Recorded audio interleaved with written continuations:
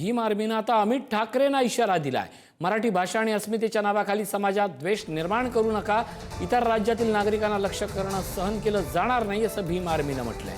मराठी भाषा आणि अस्मितेच्या नावाखाली समाजात द्वेष निर्माण करू नका असा इशारा भीम आर्मीनं मनसे नेते अमित ठाकरेंना दिलाय। तर राज्यातील नागरिकांना लक्ष्य करणं किंवा दहशतीचं वातावरण निर्माण करणं हे कोणत्याही परिस्थितीत सहन केलं जाणार नाही असंही भीम आर्मीनं स्पष्ट केलंय।